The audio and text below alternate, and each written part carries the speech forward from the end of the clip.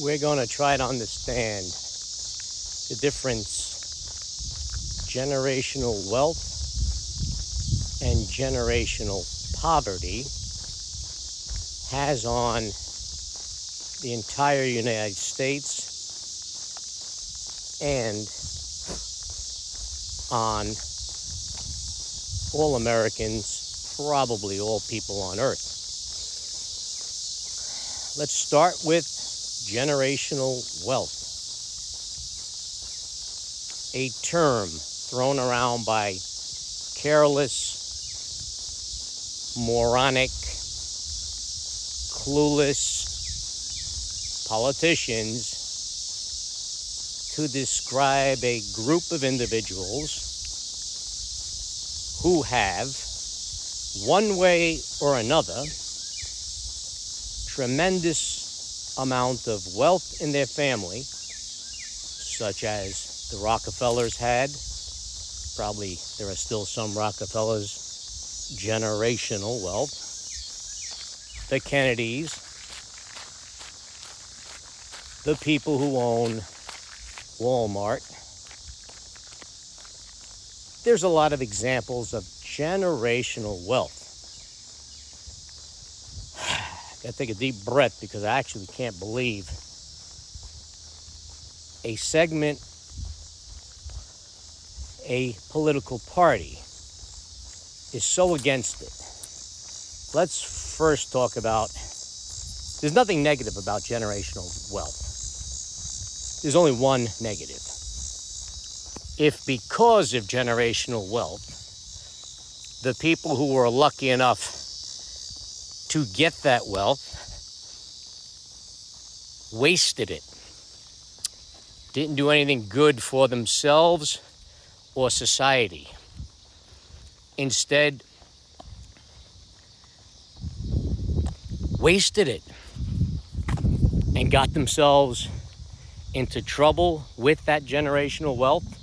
We've seen some very high level people have their kids do some horrific things, and maybe you can blame the wealth. But overall, the people who have that wealth, of course, are not a drag on society. Of course, do not cause your expenses to go up in any way, shape, or form. Of course, those people don't have taxpayer dollars needed to spend on them. These same people, even though you have been taught to believe trickle-down economics is a horrible thing, it didn't work. The only people that believe that are dumb,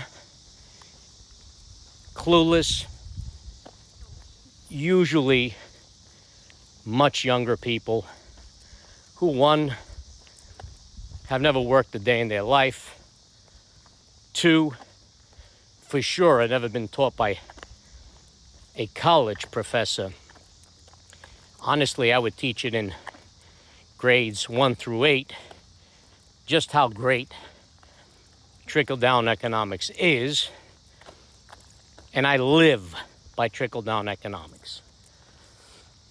I'm not generational wealth. I come from a family who had modest means. My parents came off the boat from Italy without a dollar in their pocket. Somehow they managed, without any assistance from our government, to become middle class. Most of my relatives are fortunate enough to have their mortgages paid off already. So they had the right priorities. They made the right decisions in life. But they're not an example of generational wealth. Generational wealth, a lot of these people, for instance, RFK. He has spent so much time, energy, and money on trying to figure out a way to help your kids and mine and our grandkids live a healthier, better quality of life. He's part of generational wealth.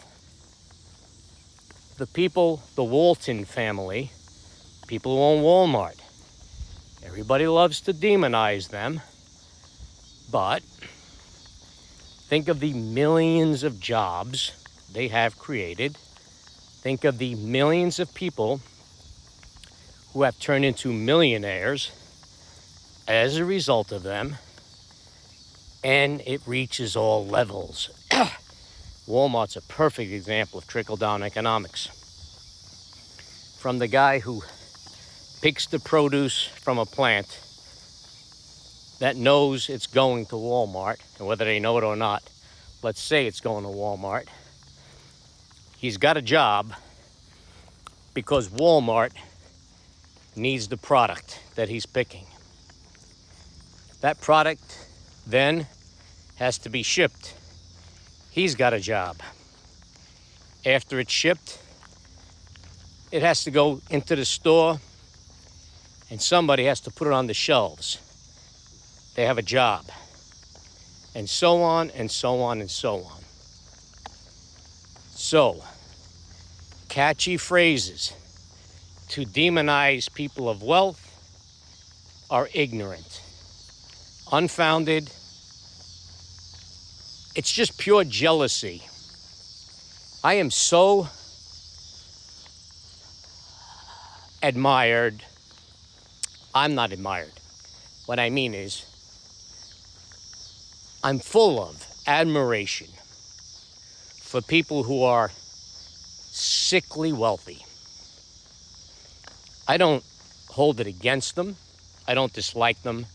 And God knows I don't want to punish them with unfair bullshit, fake forms of newly invented taxes that they claim, such as that 25% unrealized capital gains tax. They claim will only affect people worth $100 million.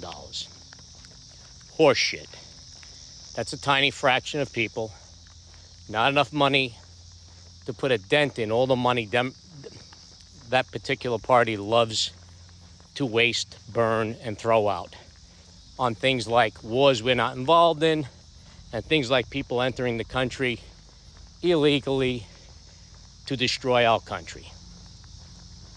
So, know the truth.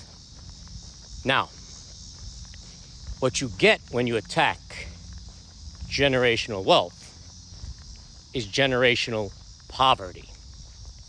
That's a big problem. Many times not the fault of the people who are part of that poverty. But they can't get out of that poverty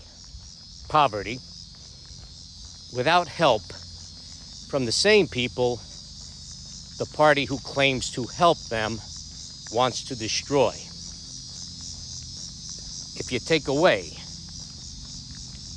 people like the Kennedys, people like the Waltons, people like the Rockefellers, and so many other dynasties of wealth, then it's the government that has to help these people survive. Why would we attack the part of society that can help the poorest and the weakest in society?